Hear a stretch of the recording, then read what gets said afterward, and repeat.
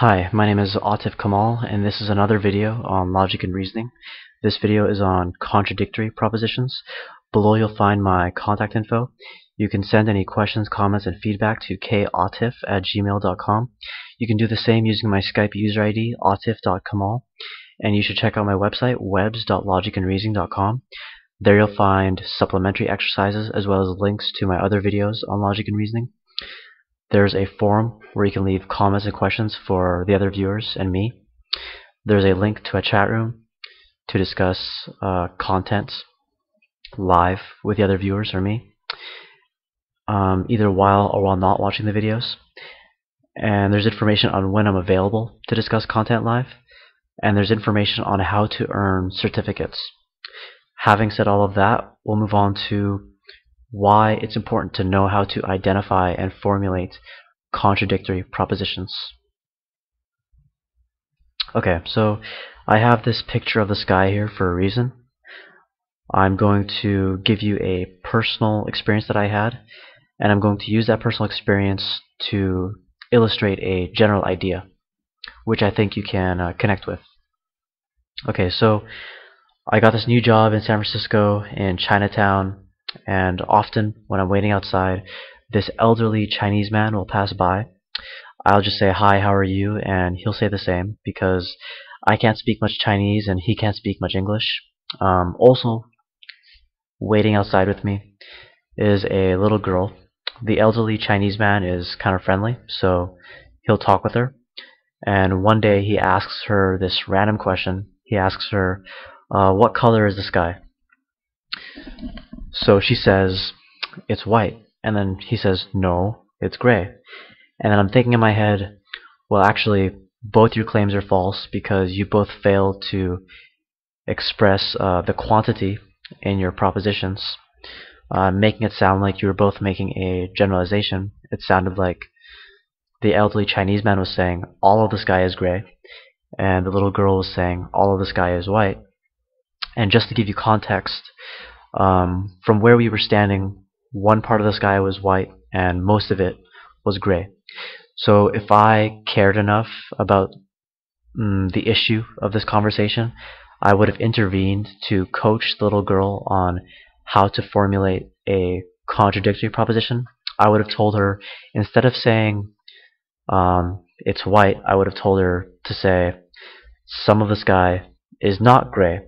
And by doing that, she could have refuted the elderly Chinese man. Okay, now the general idea that I think you can connect with is that at some point in your life, either in the past or the future, you did or you will have a disagreement with somebody. And there's an easy way to settle that disagreement. You identify the proposition of the other individual, you formulate a contradictory proposition, and then you prove that your proposition is true. If you prove that your proposition is true, then necessarily theirs will have to be false, which leads me to this idea. Okay, for any set of contradictory propositions, they cannot both be true or false at the same time. That means one of them must be true, and if one of them is true, the other must be false.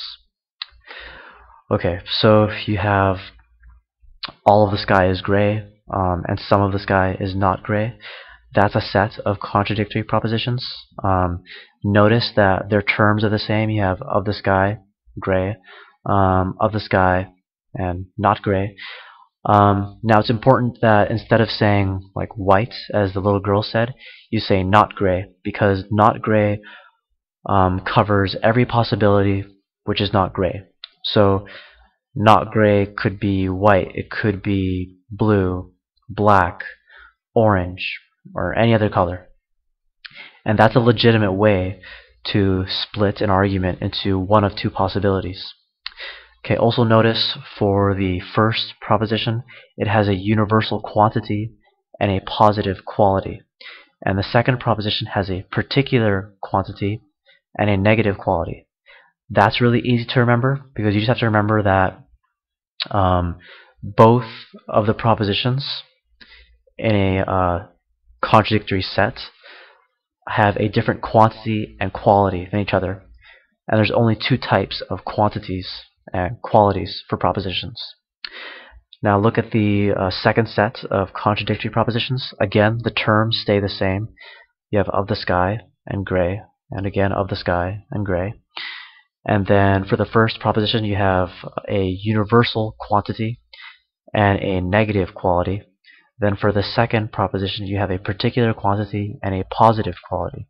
Again, the quantity and quality between those two propositions is different. And I guess it should also be noted that as well as the term staying the same, the verb stays the same. Okay, now here's an example for you to try. You're going to make two sets of contradictory propositions.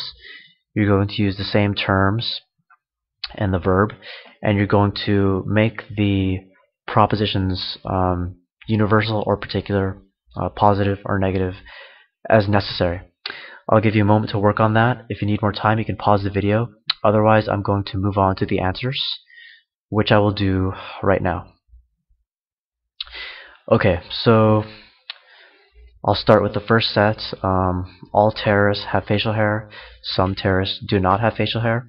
If it's true that every single terrorist has facial hair, then it can't be that there's at least one terrorist which does not have facial hair. And likewise, if there's at least one terrorist which does not have facial hair, it can't be that every single terrorist has facial hair. And now for the second set, no terrorists have facial hair, and some terrorists have facial hair.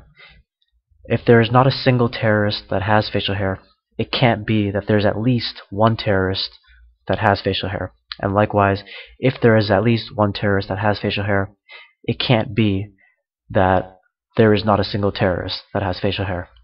And now notice again, the terms stay the same, the verb stays the same, and the quantity and the quality between each set of contradictory propositions is different between each other. Okay? Now here's an idea for you to get some extended practice. If you did the suggested practice for propositions components, then you can use those same propositions. You can draw a line from one proposition to its contradictory proposition, or to a proposition which would make both of them contradictory to each other, and then you can write contradiction above the line that you drew from one to the other. Okay? Now, for the next video, I'll talk about contrary propositions. Going back to the example of the elderly Chinese man and the little girl. Now, let's say we interpret the elderly Chinese man as making a generalization that all the sky is gray, and let's just pretend that the little girl didn't say it's white. She said none of the sky is gray. Now, it's important to realize that not every disagreement can be split into an all or nothing answer. Sometimes there are, pardon the pun, shades of gray. Sometimes there are answers like some of the sky is gray, or some of the sky is not gray. And by being able to identify and formulate contrary propositions as well as contradictory propositions, you'll be better able to make that distinction, so you don't make the mistake of splitting an answer into all or nothing. Okay, and that's what you have to look forward to for the next video. All right, thank you.